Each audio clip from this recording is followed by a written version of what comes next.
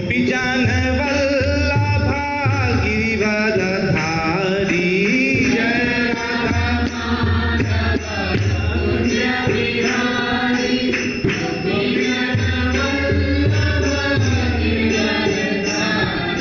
जय राधा माधव कुंज विहारी गोपीजन वल्लभा गिरिवरधारी जय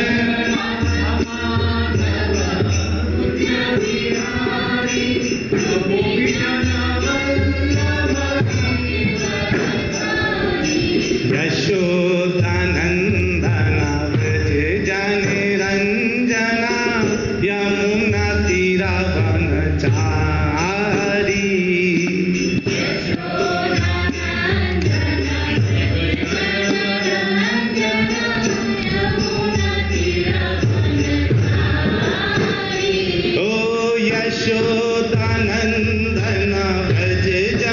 रंजना यमुना तीरवनचारी यशोदानंदन व्रज जन रंजना यमुना तीरवनचारी यशोदा ओम नमो भगवते वासुदेवाय। ओम नमो भगवते वासुदेवाय। ओम नमो भगवते वासुदेवाय। नारायणं नमस्कृत्य नरं चैव नरोत्तमं देवीं सरस्वती व्यासं ततो जयमुदीरयेत्। नष्टप्रायेषु अभद्रेषु नित्यं भागवत सेवया भगवती उत्तमा श्लोके भक्तिर्भवति नैष्ठिकी। ओम अज्ञानतिमिरान्धस्य ज्ञानजनशलाकया चक्षुर्मीलितं येन तस्मै श्रीगुरुवे नमः। श्रीचैतन्यमनोभीष्टं स्थापितं येन भूतले स्वयं रूपः कदा मह्यं ददाति स्वपदान्तिकं। वन्देऽहं श्रीगुरु श्रीयुतापदकमलं श्रीगुरून् वैष्णवांश्च श्रीरूपं साग्रजातं सहगण रघुनाथान्वितं तं सजीवं साद्वैतं सावधूतं परिजनसहितं कृष्णचैतन्यदेवं श्रीराधा कृष्णपादान् सहगण ललिता श्रीविशाखान्वितांश्च। हे कृष्ण करुणा सिंधु दीनबंधु जगतपते गोपेश गोपिका कांता राधा कांत नमोस्तुते। तप्त कांचन गौरांगी राधे वृंदावनेश्वरी वृषभानुसुते देवी प्रणमामि हरिप्रिये। वाञ्छाकल्पतरुभ्यश्च कृपा सिन्धुभ्यैव च पतितानां पावनेभ्यो वैष्णवेभ्यो नमो नमः। जय श्री कृष्ण चैतन्य प्रभो नित्यानंदा श्री अद्वैत गदाधर शिवास आदि गौर भक्तवृंदा। हरे कृष्णा कृष्णा कृष्णा हरे हरे हरे राम राम राम हरे हरे। हरे कृष्णा कृष्णा कृष्णा हरे हरे हरे राम राम राम हरे हरे। हरे कृष्णा कृष्णा कृष्णा हरे हरे हरे राम राम राम हरे हरे।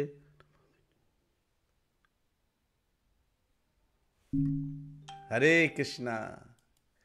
कैसे हैं आप लोग? तो आप सब लोगों का बहुत बहुत स्वागत है भगवत गीता की इस कथा में। और मुझे उम्मीद है कि आप लोगों को कथाएं बड़ी रुचिकर लगती हैं, क्योंकि ये भगवान से संबंधित हैं। इसमें कोई भी इधर उधर की बातें तो होती नहीं हैं, केवल भगवान की बातें होती हैं। और आप लोग इस कथाओं को इसलिए और आनंद लेते हैं क्योंकि ये हमारी वो कथाएं जो हमने जन्म जन्मांतर से इन कथाओं को सुन रहे हैं, एक जन्म से नहीं, जन्मों से। यानी अगर मैं बोलूँ कि कई कई जन्मों से हम इन कथाओं को सुन रहे हैं तो ये गलत नहीं होगा, है ना। क्यों हम जो है कई कई जन्मों से मैं बोल रहा हूँ? क्योंकि जब हम कहते हैं कि हम भगवान कहते हैं कि मेरा ममय वांशो जीव लोके जीव भूता सनातना। अगर तुम मेरे अंश हो तो कहीं ना कहीं कभी ना कभी ऐसा जरूर हुआ होगा कि तुम मेरे पास रहे होगे या कहीं भी रहे होगे। अगर मेरे अंश हो, जैसे पुत्र जब जन्म लेता है तो पिता के पास में होता है, लेकिन अगर वो उसने ऐसा नौकरी, उसने ऐसी पढ़ाई कर ली तो अमेरिका जाना पड़ गया तो अमेरिका चला जाता है, या कहीं जाना पड़ेगा तो वहाँ चला जाता है। वो अलग अलग क्षेत्र में, अलग अलग जो है जगह पर, दुनिया के कोने में वो जाता चला जाता है। क्यों चला जाता है? फिर वो अपने पिता से कभी फ़ोन में बात करता है, कभी ऐसे करता है, लेकिन वो अपने जगह पर सेट हो जाता है।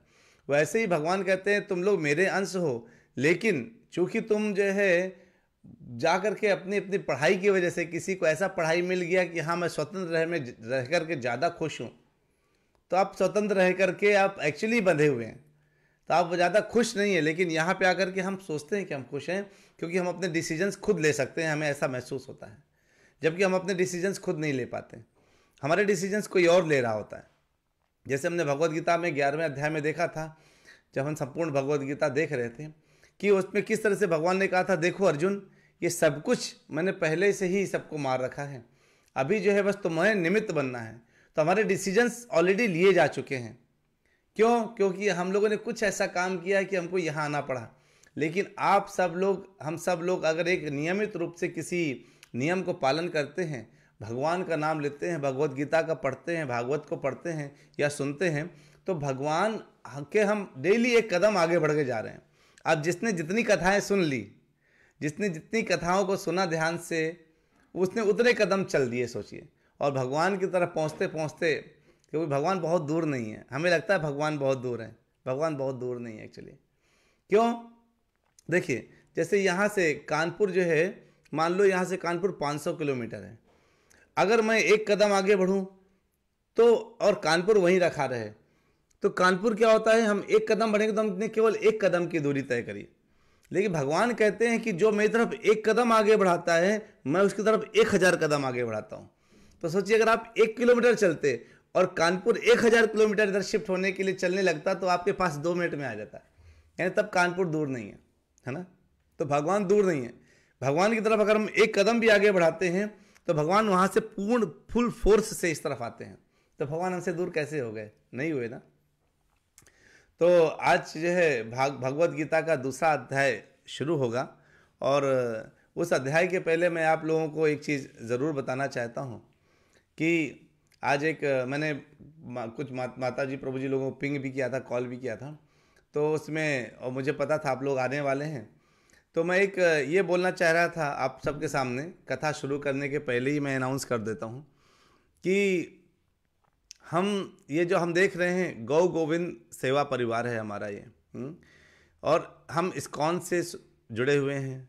मैं भी इस्कॉन से, मैंने इस्कॉन के गुरु महाराज, जैसे आपने मेरा गुरु महाराज की जो है फ़ोटो देख रहे होंगे इधर, अगर आपको दिख रहा हो, तो ये हिज होलीनेस राधा गोविंद महाराज हैं, और राइट साइड में हिज होलीनेस प्रभुपाद जी हैं। तो जो है कहते हैं कि हम इस्कॉन से संबंधित हैं, लेकिन साथ में हम गौ गोविंद सेवा को क्यों खड़ा कर रहे हैं, इसलिए उसको जो है हमने बीज बोया है इसका, ताकि हम एक दूसरे माध्यम से भी प्रभुपाद जी की बातों को और अपने जो है गुरु महाराज के आदेश को आगे लेके जा सकें, जिसमें गौ की सेवा को भी प्रधानता है और गौ गोविंद की सेवा को भी प्रधानता है ना। तो गौ गोविंद सेवा ग्रुप, जो ये ग्रुप है, ये एक ऐसा ग्रुप होगा जो आप लोगों का अपना परिवार है, अपना ग्रुप है, जो लगातार इसको कथाओं में आ रहे हैं, जो लगातार सुन रहे हैं, हम सबका ग्रुप है ये। तो ये अभी देखिए, अभी हमने एक इस्कॉन सेंटर भी खोला है बेंगलोर में, अनंत नगर में, आप लोग जानते हैं। तो अनंत नगर में जो सेंटर ओपन है, वो सेंटर क्या है, इस्कॉन सेंटर। वहाँ पे सारी डेली, मतलब संडे को कथाएं होती हैं शाम को, और वहाँ कथाएं चलती हैं, लेकिन वो ऑनलाइन कथा नहीं होती, वो ऑफलाइन कथा है। केवल और केवल अनंत नगर में जो लोग आते हैं उन्हीं को कथा सुनने को मिलती है। जो ऑनलाइन कथा है, जिसके माध्यम से आप सब लोग जुड़े हुए हैं, जैसे चांदनी माता जी नेपाल से जुड़ी हैं इस समय, और जो है अलग अलग जगह से लोग जुड़े हैं। आप लोग सब लोग कहाँ से जुड़े हैं, केवल अपना एक बार शहर का नाम बताएंगे क्या? इसमें थोड़ा लिखिए ना अपना शहर का नाम, कहाँ से आप लोग जो है, ताकि मैं सबको बता सकूं कि हम लोग फेसबुक में हैं, और अभी तो खैर कम लोग दिख रहे हैं मुझे, लेकिन सभी लोग जो है, जो आप जहाँ से हैं, अपने अपने शहर का नाम इसमें लिख दीजिए, तो ताकि मुझे पता चले कि आप लोग कहाँ कहाँ से कनेक्टेड हैं, अपने अपने शहर का नाम, देश का नाम, जहाँ से भी जुड़े हैं। तो अभी क्या है कि हम लोग जो है, जब ये जो राधा माता जी, आप दिल्ली में ही हैं, हरी बोल, तो जो है बहुत अच्छा है। जय प्रभु जी गोवा से हैं, हरी हरी, बहुत अच्छा। देखिए सभी लोग जो है तो गोवा से हैं, और जो है आप लोगों जहाँ से हैं, कृपया आप लोग सब लिखिएगा जहाँ से हैं आप लोग। और हम सब लोग जो है यहाँ से कनेक्टेड हैं, तो जो लोग रेगुलर कनेक्टेड है ना, तो मेरा ये सबसे एक अनुरोध है, एक रिक्वेस्ट है कि आप सब लोग जो है, चूँकि रेगुलर ज्वाइन कर रहे हैं, आ रहे हैं, तो मैंने कुछ अपने वैष्णव, सीनियर वैष्णव से भी बात करी, उन सब से भी चर्चा करके एक बहुत अच्छा बिंदु निकला। जिस तरह से हमारा एक तो जो है नेटिव से ज्योति माता जी हैं, नीलम माता जी बेंगलोर से हैं। अरे वाह, चलिए बहुत अच्छा है। सीतम दास प्रभु जी भी बेंगलोर से, हरी हरी, बहुत उत्तम। देखिए सब लोग जो है जुड़े हैं, और चांदनी माता जी नेपाल, तो जो है सभी लोग अपना परिचय दिया। इधर लिखा था माता जी, अच्छा माता जी मुझे व्हाट्सएप किया, इसमें लगता है, हाँ इसमें लिख दीजिए माता जी ग्रुप में। तो जो है कहते हैं कि मेरा ये विषय है, मेरा ये बिंदु है कि हम लोग जितने लोग हैं, हम सबको भगवान के नाम का प्रचार प्रसार करना है ना। अगर हमें भगवान के नाम का प्रचार प्रसार करना है, तो हमारे पास दो रास्ते हैं। पहला रास्ता कि हम जो है बस, जैसे हमने क्या किया था कि स्काइप में कथाएं शुरू कर दी थी, और अपनी तरफ से क्योंकि लोगों ने फिर लोग जुड़ना शुरू हुए, और काफ़ी लोग जुड़ते चले गए। एक ये रास्ता होता है। एक रास्ता ये है कि हम जो है ऑफलाइन कथा करना शुरू कर दें, मतलब एक ऑनलाइन और एक ऑफलाइन। ऑफलाइन में हमारा सेंटर चल रहा है, वहाँ पर कथाएं चल रही हैं। ऑनलाइन में कथाएं चल रही, लेकिन आप लोगों की कोई कथा भी नहीं आ रही है ना। यानी आप लोग केवल श्रवणम कर रहे हैं, श्रवणम में ध्यान दे रहे हैं, ये बहुत अच्छी बात है। आप श्रवण कर रहे हैं, तो लेकिन उस श्रवणम के साथ साथ हमें क्या करना चाहिए, श्रवण करते करते हमें कुछ कुछ कथाएं करनी चाहिए, कुछ कुछ बोलना चाहिए।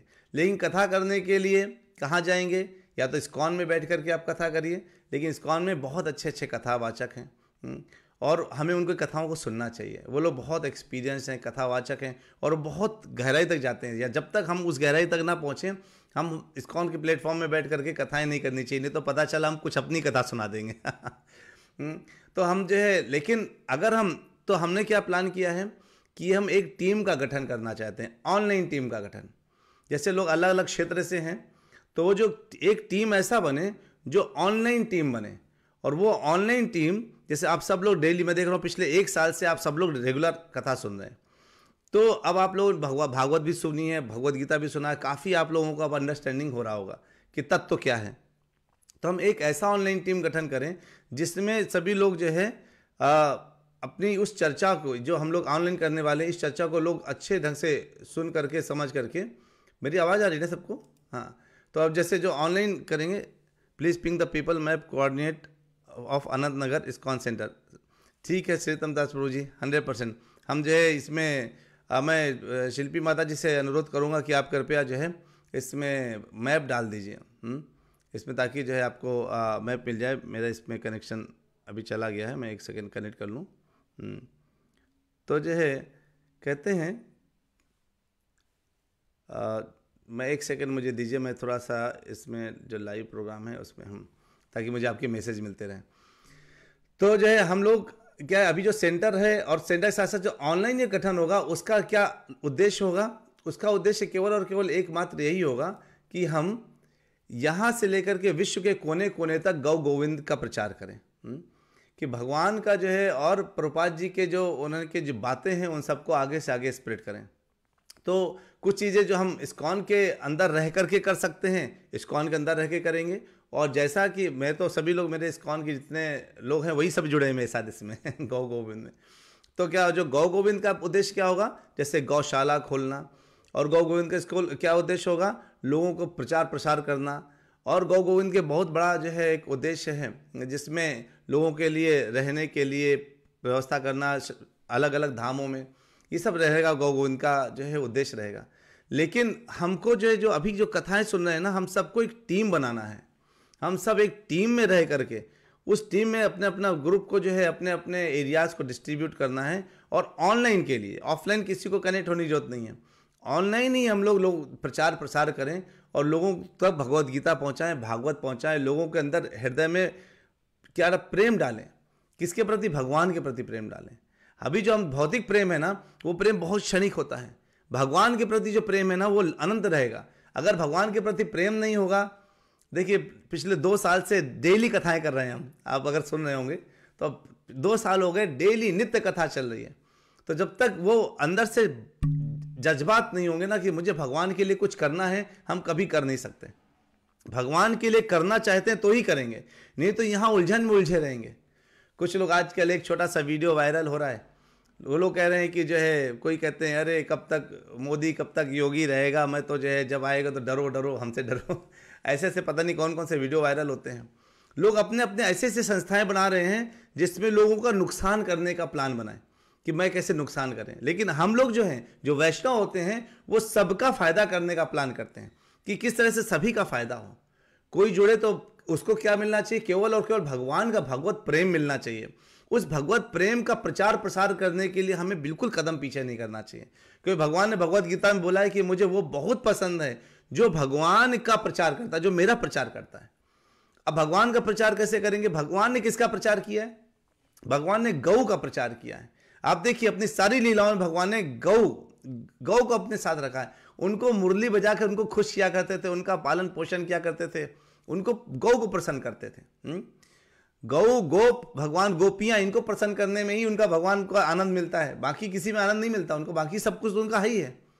तो अगर हम गौ को प्रसन्न करने का प्रयास करेंगे, गोविंद को प्रसन्न करने का प्रयास करेंगे तो क्या होगा? लेकिन कैसे? प्रयास कैसे? केवल हमने हृदय में रख करके रहना तो कोई फायदा नहीं है। हमें क्या करना चाहिए? हमें टीम का मेंबर बनना चाहिए, हमें एक टीम गठन करना चाहिए। और वो टीम क्या करेगी? पूरे विश्व में भगवान का नाम का प्रचार करेगी, जो प्रभुपाद जी ने किया।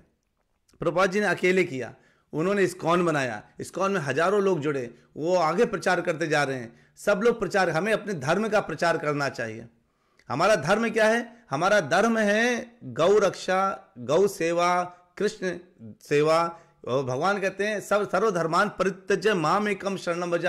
मतलब भगवान अपनी शरण में हमें बुला रहे हैं, और भगवान के शरण में डायरेक्टली जाना थोड़ा कठिन है। कैसे जाना चाहिए? हम सीधे भी जा सकते हैं, प्रयास कर सकते हैं, राधा मैया के माध्यम से, गौ माता के माध्यम से, तुलसी माता के माध्यम से, है ना। तुलसी दल मात्र न जल से चुलके नवा, इतना ही कर देने से भगवान खुश हो जाते हैं, है ना। कहते हैं गाय को, अगर एक गाय के मुख से भगवान खाते हैं, ब्राह्मण के मुख से भगवान खाते हैं। तो गाय को खिलाते हैं तो भगवान खाते हैं, ब्राह्मण को खिलाते हैं तो भगवान पाते हैं उसको। तो हम, भगवान ने हर तरह से अपने आप को रिवील किया है। तो वो क्या है? तो गौ गोविंद में अभी क्या है, जो टीम है, जो वो फिजिकली एक जगह सेंटर में काम करना, और कुछ 1-2 लोग केवल ऑनलाइन वर्क कर रहे हैं।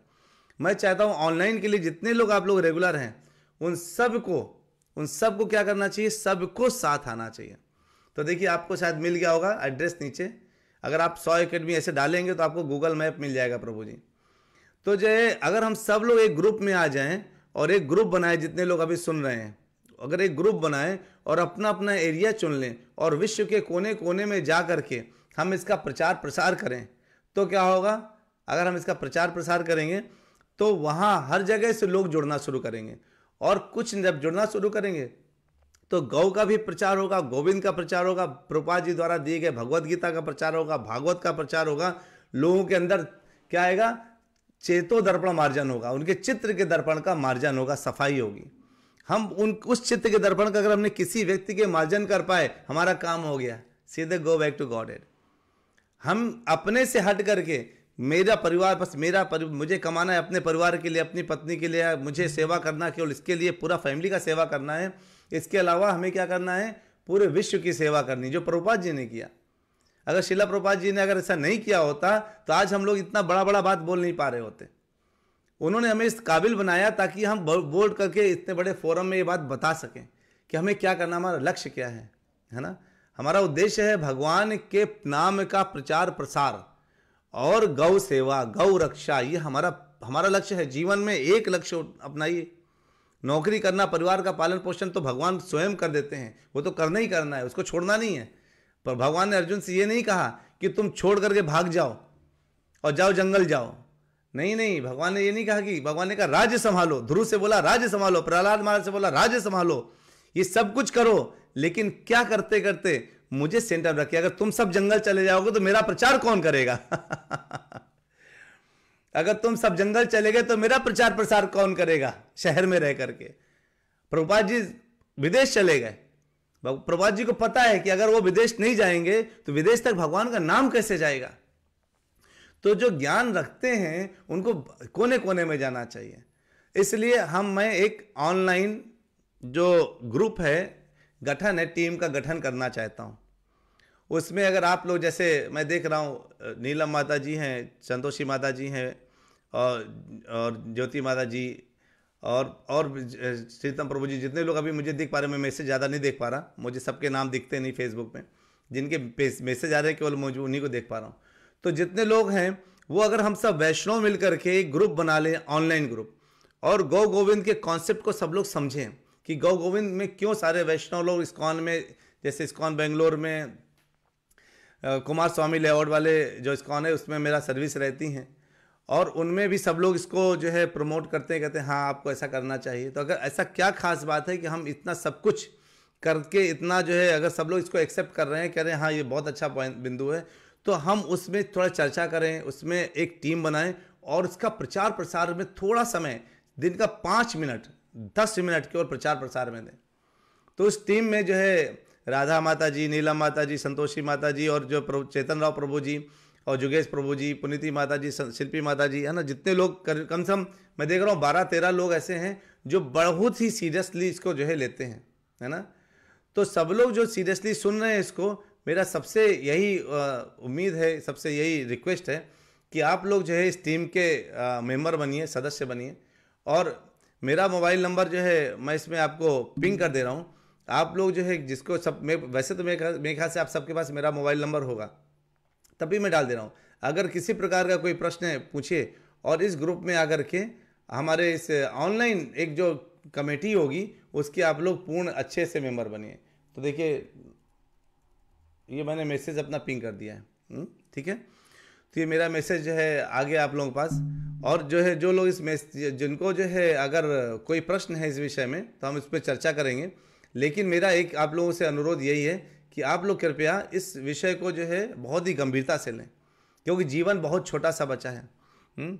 और हमें प्रचार प्रसार करने का मौका भगवान हमें चुनते हैं, भगवान हमें सिलेक्ट करते हैं किसी ना किसी एक विषय के लिए। आज मेरे हृदय में कल से ये बात है, और मुझे यही मन में है कि मेरे हृदय में जो ये बात है कि मैं आप लोगों का से मिल करके एक के साथ मिलकर एक टीम गठन करूं। और वो टीम क्या होगी, वो टीम पूरे विश्व में प्रचार प्रसार का कार्य करेगी, जिससे भगवान को जो है, भगवान का प्रचार प्रसार, गौ का प्रचार प्रसार। आजकल हम कहीं भी गौ की बात करते हैं ना तो लोग कहते हैं अरे ये तो हिंदू लोग बोलते हैं। गाय हिंदू और मुस्लिम नहीं है। गाय क्या पता है, गौ तो वो है जो चाहे मुस्लिम दूध पिए उसको भी पुष्टि देगी, चाहे हिंदू पिए, चाहे पंजाबी पिए, चाहे सिख ईसाई जो भी पिए दूध गाय का दूध सबको पुष्टि देगा, संतुष्टि देगा, तुष्टि देगा, है ना। गाय का दूध सबको पुष्टि देता है, पता है आपको ना। ऐसा नहीं गाय देखती है वो मुस्लिम है तो मैं उसको मेरा पिएगा तो उसको मैं पुष्टि नहीं दूंगी, नहीं, उसका दूध सबको फायदेमंद है। लेकिन हमने गाय को धर्म में बांध दिया। गाय ने हम लोगों को धर्म में नहीं बांटा, ना। गाय ने बोला मेरा दूध जिसके मुंह मुझसे जाके पेट में जाएगा उसको मैं पुष्टि देने वाली हूं। मेरा मांस मत लो, मेरा दूध लो मुझसे। मांस तुम्हें मेरा फायदा नहीं करेगा, दूध तुम्हें मेरा फायदा करेगा। मेरे द्वारा निकले दूध का घी फायदा करेगा, मेरा मांस तुम्हें कैसे फायदा कर सकता है। लोग जो है गाय का मांस खा रहे हैं। देखिए, अरे गाय को खिलाइए, अच्छा से अच्छा खिलाइए ताकि गाय हष्ट पुष्ट हो और उससे और दूध का प्रवाह हो, और वो दूध का प्रवाह हमें मिले, और वो अमृत जो हमें मिले उससे हमारे बच्चे और हम संतुष्ट हो जाए। मांस से क्या मिलने वाला है। तो गाय ये कहती है, गाय धर्म में नहीं है, गाय ने धर्म नहीं देखा, हमने गाय में धर्म देख लिया। ये हमारी प्रॉब्लम है। तो हमें यही प्रचार करना है। हमें इसी प्रकार का एक टीम चाहिए जो इस चीज को महसूस करती हो कि हमें जगह जगह और जाना नहीं है। देखिए आजकल ये जो सोशल मीडिया वर्ड है ना, ये बहुत बड़ा वर्ड है।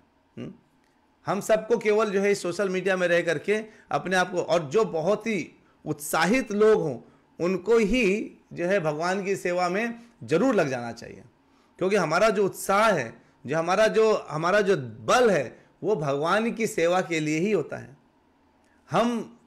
हमें अंतर करना आता है। जो अज्ञानी व्यक्ति है वो अंतर नहीं कर पाता क्या अच्छा है क्या बुरा है।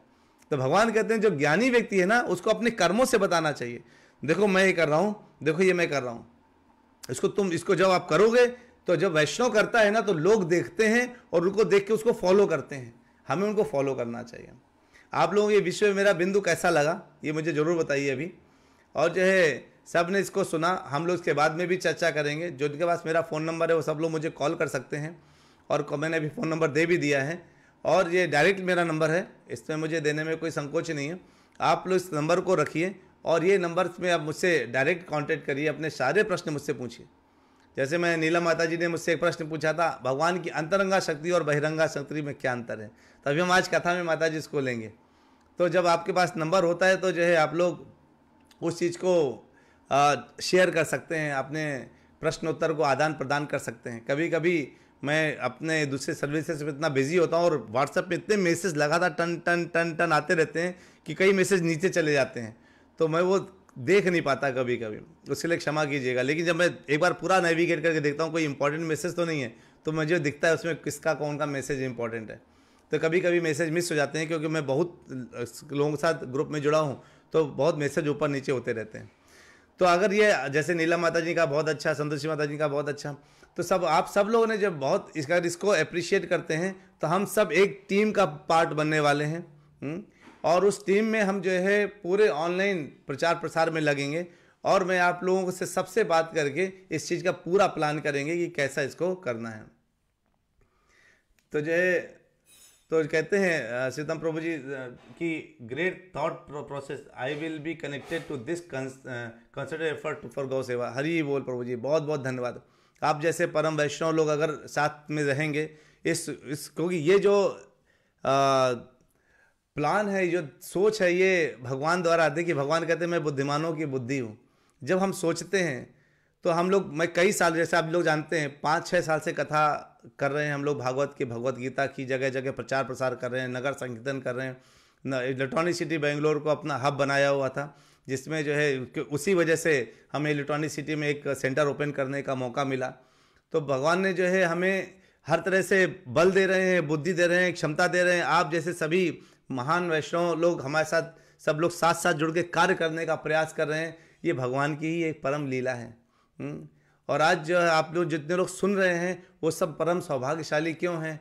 क्योंकि भगवान उन सबको एक मौका दे रहे हैं। संतोषी माता जी ने लगता है गलती से बिल्कुल ऐसा वाला क्रोध आग वाला बनाया जो बड़ा ही और अभी तक जो है संतोषी माता जी आपने लगता है गलत बटन दबा दिया है ना। ये जो गुस्से वाला ऐसा वाला जो चिन्ह बन गया है मैसेज में आपके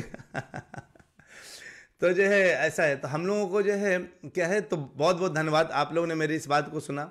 मेरा नंबर सबके पास है, मुझे ज़रूर आप लोग व्हाट्सएप कर दीजिएगा, ताकि मैं आप सबके साथ कनेक्ट होकर के व्हाट्सएप में एक ग्रुप बनाएंगे पहले। फिर चेतन राव प्रभु जी ने मुझसे कहा कि जो है उसका फेसबुक में अगर आप बनाते हैं तो ज़्यादा अच्छा रहता है, उसमें रिकॉर्ड भी रहता है। आज चेतन राव प्रभु जी दूसरी सेवा में लग गए थे तो अभी आ नहीं पाए हैं। तो जो है इस सुबह सुबह कई लोग मंदिरों की सेवा में भी लगे रहते हैं, इसलिए सुबह ज्वाइन नहीं कर पा रहे संडे को। लेकिन कोई बात नहीं, दैट्स फाइन। वो लोग बाद में सुनते हैं, बाद में मुझसे प्रश्नोत्तर करते हैं। लेकिन अभी जो है हमारा उद्देश्य है, तो सब लोग अगर इसके लिए रेडी हैं तो मैं सबको कॉल करके एक बताऊंगा और प्लान बताऊंगा। हमारा दूसरा प्लान ये भी है, मैं आपको बताना चाहता हूँ गौ गोविंद सेवा का, कि हम बरसाना, मथुरा, वृंदावन और जो है काशी, चाहे अलग अलग जगह बनारस, और इन जगहों से होते हुए हम लोग जो है भगवान के अलग अलग धामों में, है ना, जा करके नवद्वीप में जाएंगे। और ऐसे जाते जाते हम लोग पूरा एक चक्कर लगाएंगे और वहाँ पर हम सबके रहने की व्यवस्था होगी। ये हमारा पूरा प्लान चल रहा है। इसीलिए मैं आजकल जो है यहीं आसपास रह रहा हूँ, दिल्ली में वृंदावन धाम में रह रहा हूँ, कभी इधर उधर जाता रहता हूँ। तो जो है क्या मेरा यही एक विषय ये कि हम अलग अलग धामों में जा करके क्या करेंगे, अपने अपने आश्रमों के में कई रहने की व्यवस्थाएं रहेंगी सब लोगों के लिए। तो अगर आप मथुरा जाएंगे तो आपको रहने के लिए गौ गोविंद सेवा की तरफ से रूम मिलेगा, वो भी जो परिवार के मेंबर है उनको तो फ्री ऑफ कॉस्ट मिलने वाला है, कोई पैसा देने की जरूरत नहीं है। और जो है जैसे वृंदावन जाएंगे तो आपको रहने की व्यवस्था, जब आएंगे तो आपको रहने की व्यवस्था रहेगी, खाने पीने की व्यवस्था रहेगी, बरसाना में रहेगी, आपको जो है अलग अलग जो है मायापुर में रहेगी, नवद्वीप में रहेगी, और फिर हम लोग थोड़ा सा आगे बढ़ करके अलग अलग और जगह में जाएंगे, जैसे बनारस वगैरह में जाएंगे। तो अलग अलग जगह जा करके वहाँ पर अपने अपने आश्रम में, ये हमारा पूरा थॉट प्रोसेस है, थॉट प्लान है। और वो कैसे होगा मैं सब बताऊंगा आप लोगों को, ताकि हम लोग जब धाम यात्रा करें ना, तो अगर वृंदावन जाए तो रहने के लिए व्यवस्था है, मथुरा जाए, जहाँ भी जाएं, जहाँ भी घूमें, जिन धामों में, उन धाम में गौ गोविंद सेवा का एक जगह होनी चाहिए। इसके लिए बहुत से लोगों ने मुझसे कॉल किया, बातें करी, और बहुत से लोगों ने मेरे साथ देने का वचन दिया है, तभी मैं आपसे इतनी बड़े बोली बात कर रहा हूँ। सभी लोगों ने बोला है कि प्रभु जी बहुत अच्छा रास्ता है, इस रास्ते से तो हम लोग क्या करेंगे, सारे वैष्णवों को जोड़ सकते हैं। और ये जो है, तो ये सब पूरा जो है हमारा एक प्रयास रहेगा। कहते हैं बहिरंगा, तो नीलम माता जी ने पूछा है बहिरंगा और अंतरंगा भक्तों में, माता जी बहिरंगा और अंतरंगा भक्त नहीं होते हैं, बहिरंगा और अंतरंगा शक्तियाँ भगवान की होती हैं। तो बहिरंगा शक्ति ये है जो माया देवी है ना, जो हमें भगवान की जो प्रकृति जो चल रही है ना, ये बहिरंगा शक्ति द्वारा चल रही है माता जी। तो आप देख रहे हैं ना, और उसमें, और बहिरंगा शक्ति भगवान की अंतरंगा शक्ति से शक्ति लेती है। तो थोड़ा सा हम पीछे जाएंगे तो आपको बहुत अच्छे से मैं बताने का प्रयास करूंगा इसको। देखिए, कोशिश करूंगा, आप देखिएगा कि आपको सब, अगर नहीं समझ आएगा तो मैं फिर बताऊंगा। एक भगवान की शक्ति है जो भगवान के साथ रमण करती रहती है, उनको रमणा शक्ति बोलते हैं। बहिरंगा शक्ति भगवान की दुर्गा देवी कहा जाती हैं। दुर्गा देवी भगवान के गोलोक धाम के बाहर रहती हैं, और रमणा शक्ति भगवान के गोलोक धाम में भगवान के साथ रहती हैं।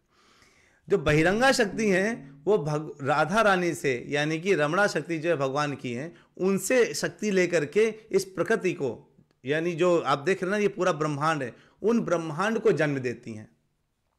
और वो ब्रह्मांड को जन्म दे करके उसके अंदर, तो आप कहेंगे ब्रह्मांड को जन्म तो महाविष्णु से मिलता है, तो जो महाविष्णु है भगवान के एक अंश से महाविष्णु है, और महाविष्णु के रोम चित्र से क्या होता है, आप जानते हैं ब्रह्मांड, हमने सुना ना ब्रह्मांड निकलते हैं।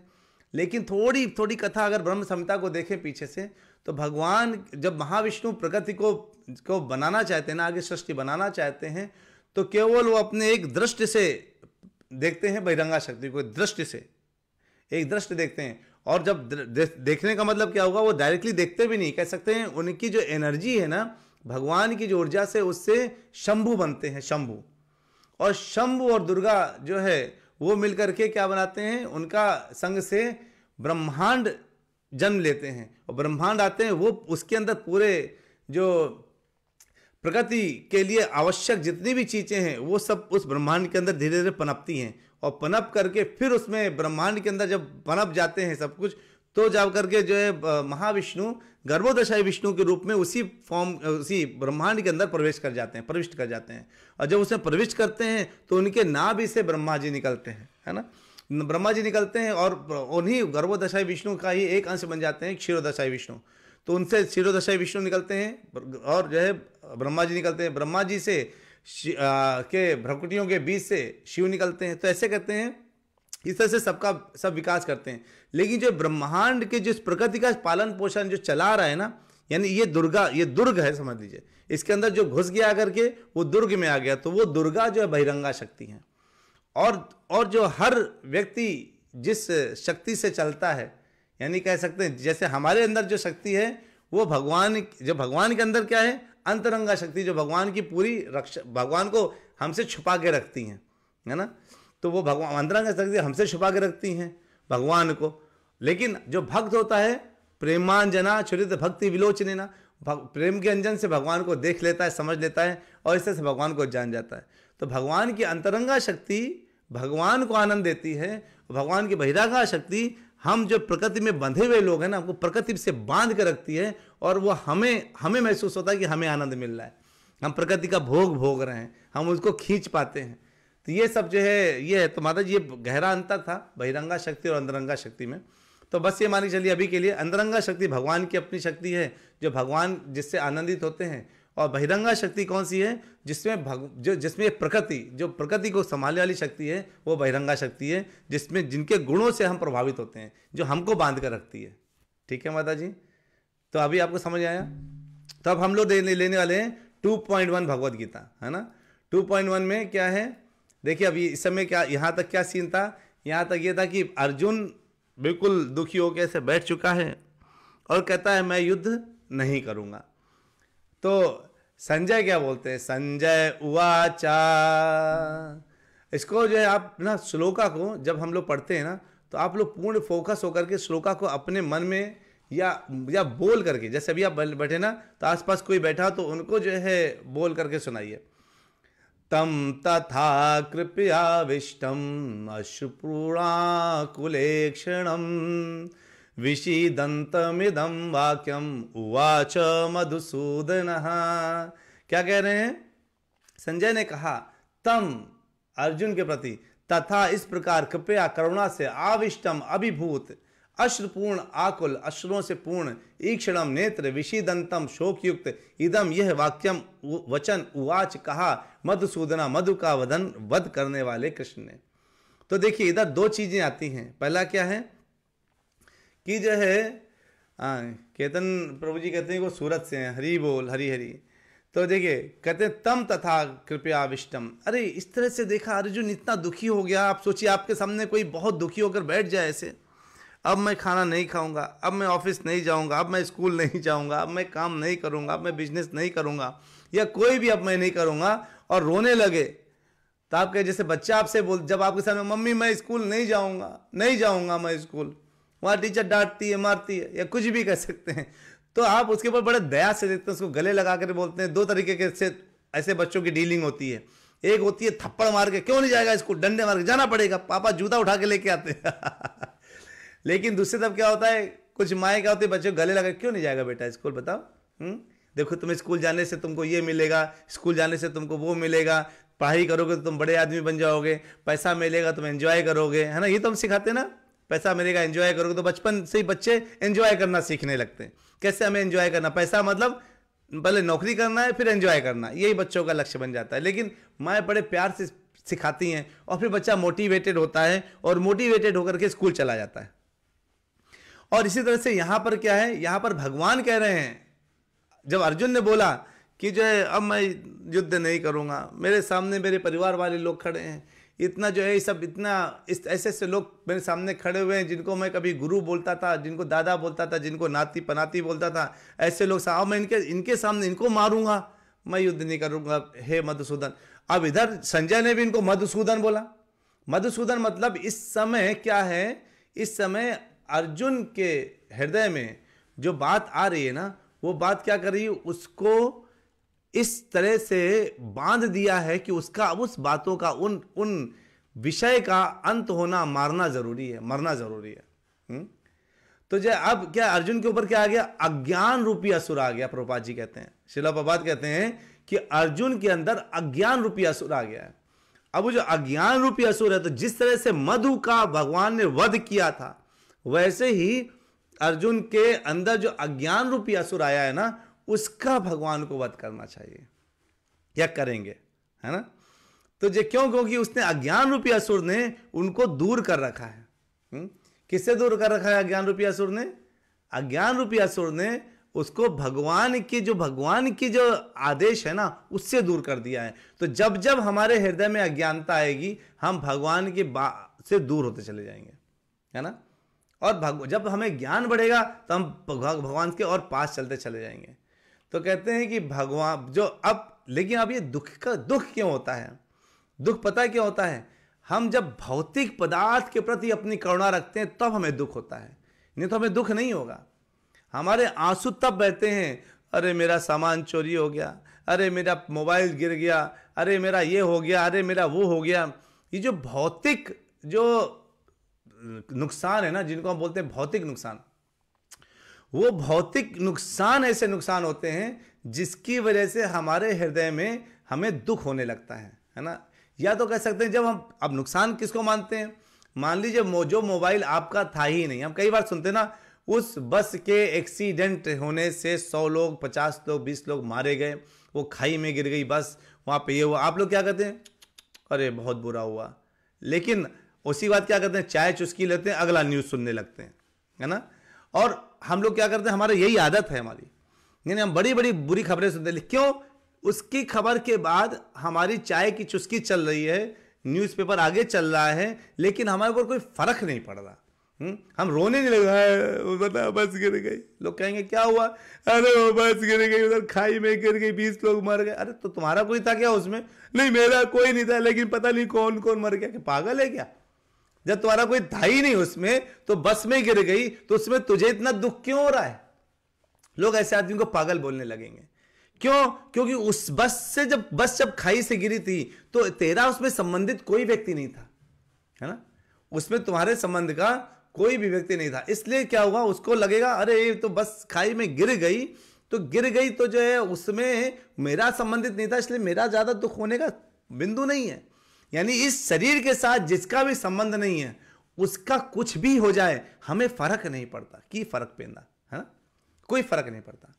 लेकिन जो इस शरीर से संबंधित नहीं है, जो इस शरीर से संबंधित है, अगर उसको कुछ हो जाए, वो अगर हमारे एक पेन भी खराब हो जाए, हमारा 100 रुपए गिर जाए, वो 100 रुपए आपको टेंशन देता रहेगा, क्योंकि वो हमारे से संबंधित था। किसी और का 100 रुपए गिर गया तो आप बोलेंगे अरे होता है यार। अपना खुद का 100 रुपए गिर जाए, अरे बहुत तकलीफ हो जाएगी। क्यों? क्योंकि वो 100 रुपए हमारे शरीर से संबंधित था। इस समय अर्जुन को लग रहा है जो सामने खड़े हुए लोग हैं ये मुझसे संबंधित हैं, इस शरीर से संबंधित है, और इस भौतिक प्रकृति के गुणों में फंस चुका है, वो बंध गया है। अब भगवान उसको कैसे, वो ऐसा बुरा ढंग से बंधा है, भगवान कैसे उसको खोलेंगे, अभी आप ये देखिएगा। उसने जितने प्रश्न पूछे थे पहले अध्याय में, उस सब अध्याय को धीरे धीरे करके उसका प्रश्न खोलना, उसका बंधन खोलना शुरू करेंगे। तो इसलिए मधुसूदन बोल करके बोला संजय ने कि अब वो जो है मधुसूदन है, जिन्होंने मधु नामक राक्षस का वध किया, अब वो जो है अज्ञानता में फंसे हुए अर्जुन के उस अज्ञान रूपी असुर का कैसे वध करेंगे, अब ये देखने को मिलने वाला है।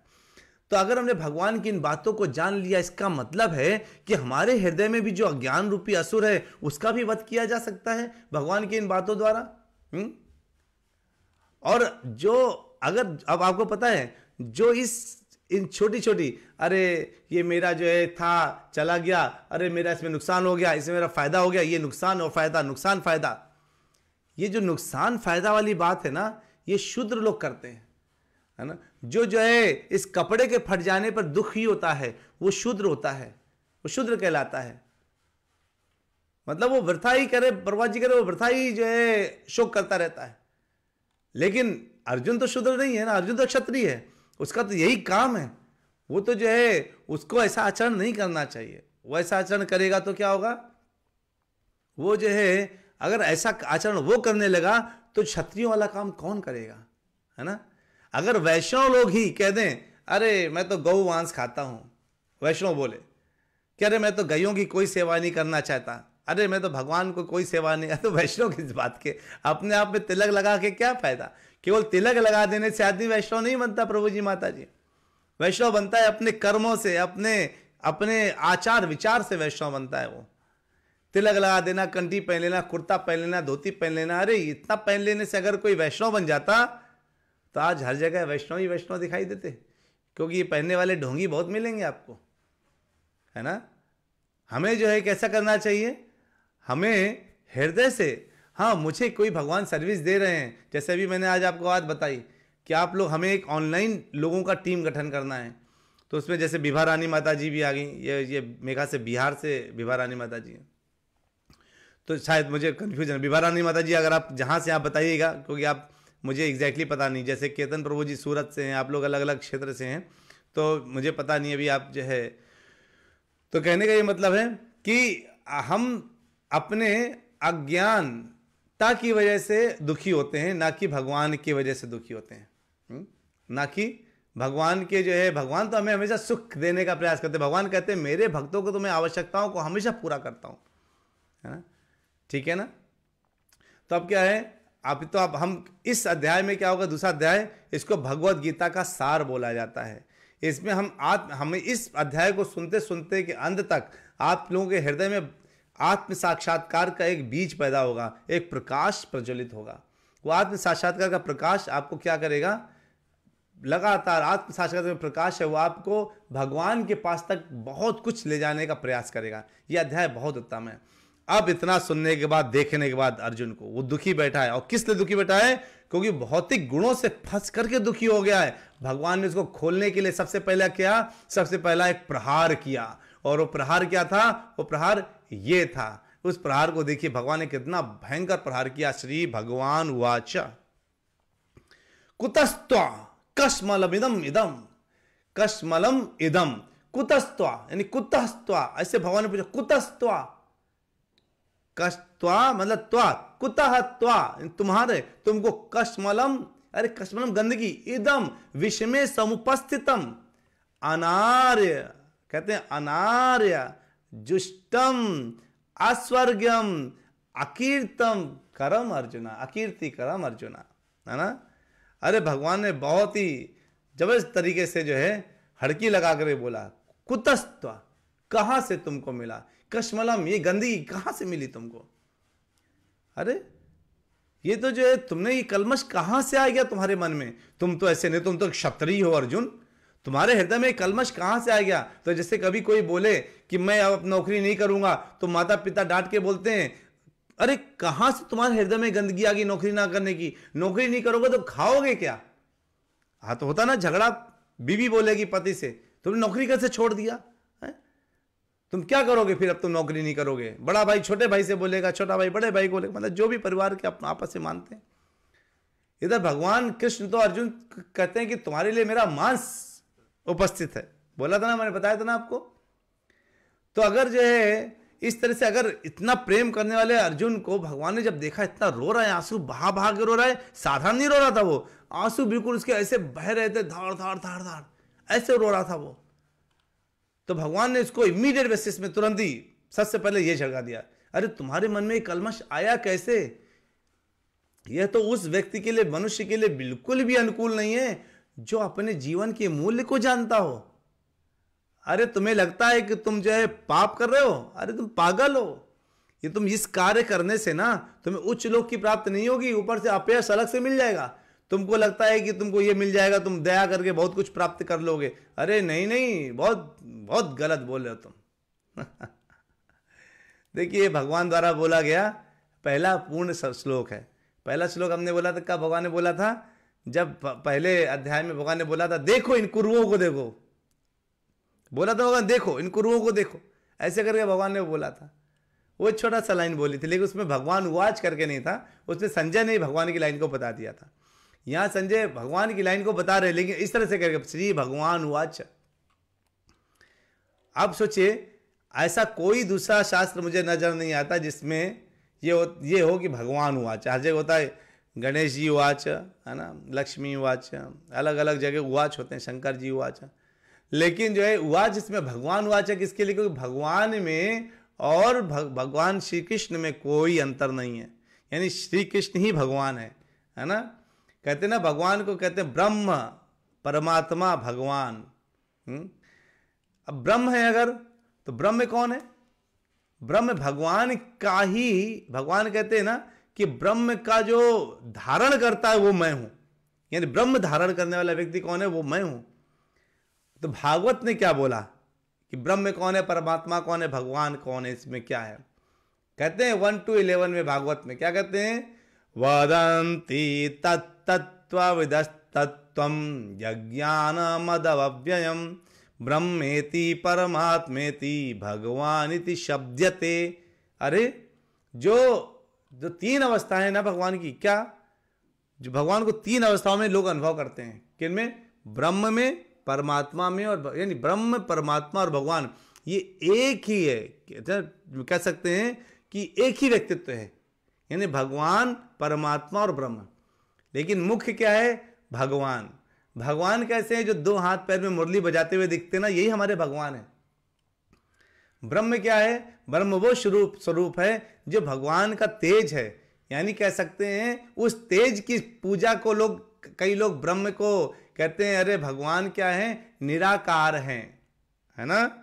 भगवान कहते हैं निराकार हैं। अरे निराकार हैं तो भगवान का वो तेज है। टॉर्च में आकार है, लेकिन टॉर्च की प्रकाश में आकार नहीं होता ना, वो तो प्रकाश होता है, उसको तो ना पकड़, आप टॉर्च को पकड़ सकते हैं, उसके प्रकाश को थोड़ी ना पकड़ सकते हैं, उसके प्रकाश को केवल अनुभव किया जा सकता है। तो लोग ब्रह्म को कहते हैं ब्रह्म, यानी ब्रह्म को केवल आप अनुभव कर सकते हैं, केवल अनुभव, लेकिन पकड़ नहीं सकते उसको, लेकिन टॉर्च को पकड़ सकते हैं, है ना। तो उसी को लोग, मुस्लिम लोग उसको अल्लाह बोल देते हैं, और हिंदू लोग बोल करके कहते हैं अरे हम तो निराकार, अलख निरंजन बोलते ना, आप सुनते होंगे बच्चों, अलख निरंजन। अलख मतलब जिसके बारे में कुछ लिखा ना जा सके, यानी लिखाना का मतलब जिसको देखा, अलख जिसको देखा ना जा सके, जिसकी जो अव्यक्त है, तब वो अलख नहीं है, यानी हम जो वो ऐसा लख सकते हैं, उनको देख सकते हैं, वो है हमारे भगवान। फिर ऐसे भगवान के मंदिर तो बनने चाहिए ना, ऐसे भगवान के मंदिर बनने जरूरी हैं, जिनके पास हाथ है, पैर है, मुंह है, पेट है, उन्हीं को तो मंदिर चाहिए ना। जो प्रकाश को रखने के लिए कमरा नहीं चाहिए, प्रकाश धारण करने वाले रखने की चीजें रखने के लिए मंदिर चाहिए, कमरा चाहिए। यानी अगर आप हाथ पैर हैं तो ही तो आपको घर चाहिए ना, आपकी परछाई को घर की जरूरत नहीं है। आप समझे मैं क्या कहना चाह रहा हूं? यानी घर की जरूरत किसको है? जिसके पास शरीर है। जिसके पास शरीर ही नहीं है उनको, उसको घर की जरूरत नहीं है। यानी मंदिर तो 100% बनने चाहिए जिसमें भगवान की मूर्तियां हो, लोग जाएं और भगवान से साक्षात्कार कर सकें। हम इतने बड़े जो है अल्पज्ञानी हो चुके हैं कि कई लोग इतने अल्पज्ञानी हैं कि अपने ही हाथों अपने पैर में कुल्हाड़ी मारते हैं। हम सोचते हैं कि हम ये बोलकर महान बन जाएंगे, अरे राम कौन है। आजकल बड़ा चल रहा है ये चीज, कुछ कुछ क्लिप्स आती रहती है मेरे पास, व्हाट्सएप ग्रुप में लोग भेज देते हैं, कहते हैं अरे राम कौन है, अरे तो कोई नहीं है, तो व्यक्तित्व ही नहीं है कोई, राम का तो कभी कोई जन्म ही नहीं हुआ, राम तो कभी था ही नहीं। अच्छा राम नहीं थे तो तुझे, और राम की कथाओं को काल्पनिक मानने लगते हैं। राम नहीं थे तो कौन थे फिर? हैं? किसकी ऊर्जा से सब कुछ सही चल रहा है? तो रावण था क्या? अगर रावण था तो राम भी रहे होंगे, या तो हम लोग, हमारे पूर्वज बंदर रहे थे क्या? हाँ हमारे पूर्वज बंदर थे। अच्छा किसके पूर्वज बंदर थे? हम लोग का पूरा, ऐसा दुनिया में कोई बंदर देखा गया क्या जिसने इंसान को जन्म दिया हो? यानी बंदरों से इंसान तो जन्म नहीं हुए मुझे, मेरे ख्याल से, और बंदर स्वयं इंसान बन नहीं सकते। और मान ले हमारे पूर्वज बंदर थे तो बंदर कहां से आए? वो भी कहीं ना कहीं से प्रेजेंट हुए होंगे। तो लोग इस तरह से गलत धारणा में पढ़ करके कि राम तो कभी था ही नहीं, रहे राम मंदिर की जगह स्कूल बना दो। अरे तो अरे स्कूल भी बना दो बोलो ना मंदिर भी बनाओ, स्कूल भी बनाओ, क्योंकि मंदिर में भगवान के सामने जाकर के व्यक्ति क्या करता है, जब मंदिर में सामने जाते हैं ना तो हम भगवान से साक्षात्कार करते हैं, भगवान से वार्तालाप करते हैं। वो एक साधारण मूर्ति नहीं होती है, भगवान कलयुग में अपने विग्रह रूप में अवतार लेते हैं, और जहां विग्रह पहुंच गए समझ लीजिए भगवान वहां पहुंच गए।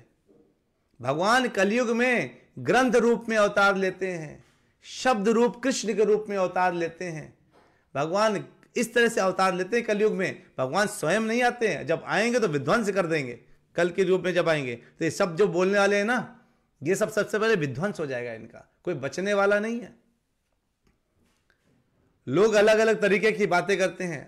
अरे भगवान कौन है? ब्रह्मेति परमात्मेति भगवान शब्द है। जिसको इतनी बुद्धि आ गई कि जिस ब्रह्म की वो पूजा करा वो भगवान का प्रकाश है, तो भगवान को गाली देना बंद कर देगा आप सोचिए, आप कहेंगे भाई टॉर्च को मार दूंगा लेकिन प्रकाश चाहिए अगर टॉर्च ही नहीं है तो प्रकाश कहां से आएगा ये बताइए। आप प्रकाश की रक्षा करते रह जाएंगे और टॉर्च को खत्म कर देंगे तो प्रकाश कहां से रहेगा? प्रकाश तभी तक है जब तक टॉर्च है, और टॉर्च भगवान है, और प्रकाश वो ब्रह्म है, जिसको लोग अल्लाह बोलते हैं, जिसको लोग निराकार भगवान बोलते हैं, जिसको अलग अलग तरीके से बोलते हैं। हमको टॉर्च को भी बचा के रखना चाहिए ना। भगवान, इन भगवान जब तक, और भगवान कौन है? ब्रह्मा जी क्या बोलते हैं भगवान के लिए? कहते हैं ईश्वर परम कृष्ण सच्चिदानंद विग्रह अनादिरादिर गोविंदा सर्व कारण कारणम। अरे भगवान कौन है?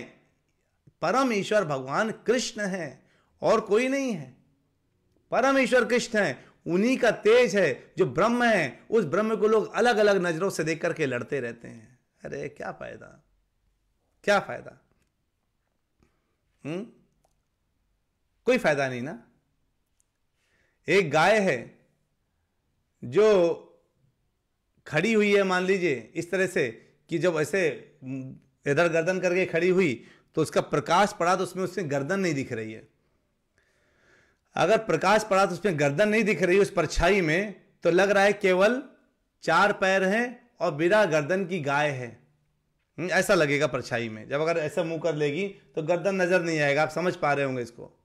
तो कोई केवल परछाई देख करके चला जाए और प्रचार करने लगे कि गाय के शरीर में धड़ नहीं, चेहरा नहीं होता है, यानी मुंह नहीं होता है, बिना मुंह की गाय होती है, तो क्या यह सच है?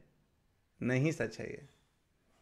यानी भगवान को समझने के लिए, गाय को समझने के लिए गाय का पूरा शरीर देखना पड़ेगा उसमें मुंह है कि नहीं है।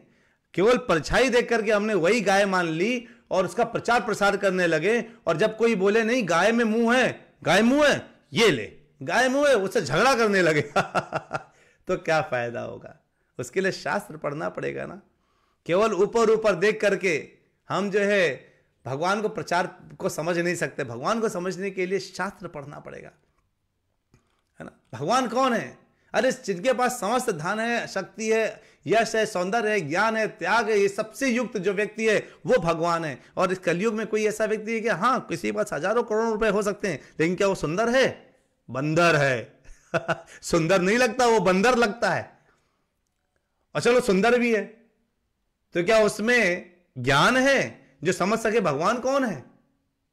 चलो कर हजारों करोड़ है, सुंदर भी है, ज्ञान भी है, तो क्या पूर्ण त्याग है, पूर्ण शक्ति है कि जो चाहे? शक्ति मतलब मेरे मन में आया कि ये घर ढह जाए तो ढह गया, मेरे मन में आया कि मैं उड़ सकूं तो उड़ लिया। ऐसी शक्तियां हैं क्या? यानी स्वतंत्र नहीं है। भगवान स्वतंत्र होते हैं, है ना। हम तो भगवान की छोटी छोटी बातों को, अवतारों को मान के बैठ जाते हैं, ये छोटे छोटे अवतार, लेकिन असली में कौन है? भगवान के ब्रह्म को भगवान मान लेते हैं, ब्रह्म को ही भगवान मान लिया और उसी की वजह से झगड़ने लगते हैं आपस में। अरे एते चांस कलह पुंसा कृष्णस्तु भगवान स्वयं इंद्रारी व्याकुलम लोकम मृडयंती युगे युगे। अरे भगवान के जो जितने अवतार हैं, जो भी आप देख रहे हैं, वो केवल भगवान का एक छोटा सा अंश की, एक छोटा अंश कला है वो। देखिए भगवान कौन है? कृष्णस्तु भगवान स्वयं। 1:3:28 भागवत। कृष्णस्तु भगवान स्वयं, है ना। भगवान ने बोला यहां पे कुतः, अरे कहां से आया, है ना। और क्या बोलते हैं? अनार्य। भगवान देखो अनार्य क्या बोला? देखो मैं फिर से श्लोक ओपन कर देता हूं ताकि आपको पता चले कि जो है इसमें क्या शब्द उससे अनार्य, है ना। देख रहे ना। तो अनार्य क्या है? आर्य शब्द जो है किस पर लागू होता है? जो अपने जीवन के मूल्यों को जानते हैं वो उनके ऊपर आर्य शब्द लगता है। अनार्य जो नहीं जानते। भगवान कहते तुम तो जानने वाले व्यक्ति हो ना, तुम्हारे अंदर ये आया कैसे, है ना। तो जो देहात बुद्धि, ये मेरे शरीर से संबंधित है, इस तरह की बुद्धि लगाते हैं, वो लोग जो है वो ज्ञान में, वो अज्ञान में फंस जाते हैं। उनको ज्ञान में लाने के लिए क्या करना पड़ेगा? भगवान के बारे में बताना पड़ेगा, है ना। उनको क्या चाहिए? जीवन का परम लक्ष्य क्या है? परम सत्य को जाना। और परम सत्य क्या है? भगवान कृष्ण, विष्णु, ये सब स्वयं परम सत्य तो यही है। राम नाम सत्य है। पता चलता है ना।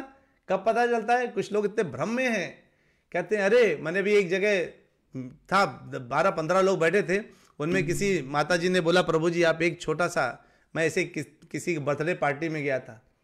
पार्टी में गया तो जब जाता हूँ तो लोग जो है, मैं तो जो है कोने में बैठ जाता हूँ चुपचाप। किसी ने बुला लिया तो मैं चुपचाप ही बैठता हूँ किनारे पे, क्योंकि मेरे खाने लायक कुछ होता नहीं है। या तो कुछ लोग कृपा करके घर में साफ सुथरा बना के हमारे लिए अलग से बनाते हैं, बाकी लोगों के लिए बाहर से खाना आता है। तो मैं एक कोने पे बैठा था, तभी एक व्यक्ति आए, प्रभु जी आए, वो हमसे कहते हैं कि आप तो भगवान कृष्ण की पूजा करते हैं, भगवान कृष्ण करते हैं, ये है वो, खूब बातें करते थे। तभी एक माता जी आए, उन्होंने बोला आप 5 मिनट के लिए कुछ बोलिए ना, कोई कथा सुनाइए।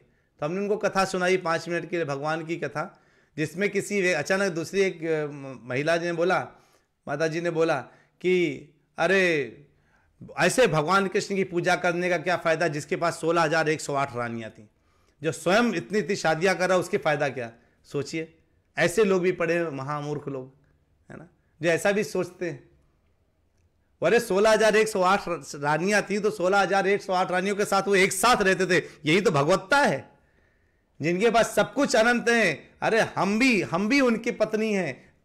कोई मर्द पुरुष तो यहां पे हम लोगों ने बांटा, भगवान के लिए सब स्त्रियां हैं, केवल एक पुरुष है, भगवान स्वयं है। हमने उधर कथा करी, उन कथा में 10, 15, 20 मिनट की कथा हुई। जब 15, 20 मिनट की कथा हुई तो उसको जो है लोगों ने आनंद लिया, और उन्होंने आकर के बाद में खुद आके बोला कि मैं गलत थी, आपने सही बोला। यानी जब तक कथा नहीं सुनोगे, बस अपने मन से मेंटल स्पेकुलेशन के द्वारा सोचोगे, अरे भगवान कैसे, कहां से भगवान, कितना दुख की बात है। देखिए, ऐसे लोग क्या होते हैं, जीवन के अनार्य हैं ये लोग, जीवन के मूल्य को जानते नहीं, इसलिए अपने जीवन को व्यर्थ ही यहां वहां गंवाते रहते हैं। वो सोचते हैं सुबह उठना, खाना पीना, मस्ती करना, और शाम को सो जाना, और जो मर्जी अपने शरीर के लिए करना, यही जीवन का सार है। अरे बहुत गलत फहमी में, ये नहीं है। अर्जुन क्षत्रिय था, वो भी विचलित हुआ, लेकिन भगवान ने उसको बोला, अरे कहां से, कुतस्तु आकाशमिदम, कहां से आया, हा? तो ऐसा करके जो है बोला है। और ऐसा करके फिर अब भगवान उसको और अर्जुन को बातें बताएंगे। बहुत ज्ञान की बातें हैं। उम्मीद करते हैं आप लोगों को कथाओं में बड़ा आनंद आ रहा होगा। इससे भगवान किस तरीके से प्रस्तुत करना चाह रहे हैं, वैसे आप अगर समझ पा रहे हैं, इससे बड़े आनंद की बात कोई नहीं। तो हमें क्या करना चाहिए, पूरे अच्छे ढंग से इसको समझना चाहिए, सुनना चाहिए। समय आज हो गया है, और मैं सब लोगों को कनेक्ट करूंगा, जितने लोग हैं। आप लोग कृपया मुझे, मेरा व्हाट्सएप नंबर आपके पास है चैट में, है ना, और ये कॉलिंग नंबर भी यही है। आप मुझे कृपया ज़रूर कॉल करिएगा, ताकि मैं जो है आपको, मैं फिर से लिख रहा हूँ, मैं फिर से लिख दे रहा हूँ आपको नंबर, ताकि आपको जो है नंबर अगर मिल गया आप मुझे कॉल करिएगा, फिर मैं आपको और एक्सप्लेन करूँगा, ठीक है। तो जो आप लोग जो है इस नंबर में हमारे साथ कनेक्शन में रहिए। तो जो है, और इस कनेक्शन में रहकर के अभी हम लोग समझेंगे कि हमें अपने जीवन को महत्वपूर्ण कैसे बनाना है। मेरे साथ कॉल करिए, और हम लोग एक ग्रुप में कॉल में आएंगे, और वो कॉल में वही लोग जो लोग आना चाहते हैं, देखिए किसी को घसीटना नहीं है, जो लोग भगवान के लिए कुछ करना चाहते हैं उनके लिए दरवाजे गौ गोविंद में ऑनलाइन के लिए बिल्कुल ओपन है। हम आज भले 5, 7, 10 लोग हों, कल हमारा उद्देश्य होगा कि कम से कम 1 लाख लोग हमारे साथ कनेक्टेड हों, है ना, और जो हमारे 1 लाख लोग प्रचार प्रसार कर रहे हों, ये हमारे लिए ज़रूरी है, ठीक है। चलिए, वांछा कल्पतरुभ्यश्च कृपा सिंधुभ्य एव च पतितानां पावनेभ्यो वैष्णवेभ्यो नमो नमः। हरे कृष्णा कृष्णा कृष्णा हरे हरे, हरे राम राम राम हरे हरे। हरि बोल, हरे कृष्णा। चलिए मिलते हैं छोटे से ब्रेक के बाद कल भागवत कथा में। मैं अगले हफ्ते में शायद 2-4 दिन फिर से ब्रज भूमि में रहूँगा, वहीं पर आसपास सब देखूँगा, और आप लोगों के लिए ही सारी व्यवस्थाएं हो रही हैं। आज हम सबको कॉल करेंगे, ठीक है, सब लोग कनेक्ट करेंगे, और फिर हम लोग बहुत अच्छी चर्चाएं करेंगे, और आगे का जो है जीवन का उद्देश्य के ऊपर काम करेंगे, क्या करना है हमको। हरि बोल। मिलते हैं छोटे से ब्रेक के बाद। हरे कृष्णा।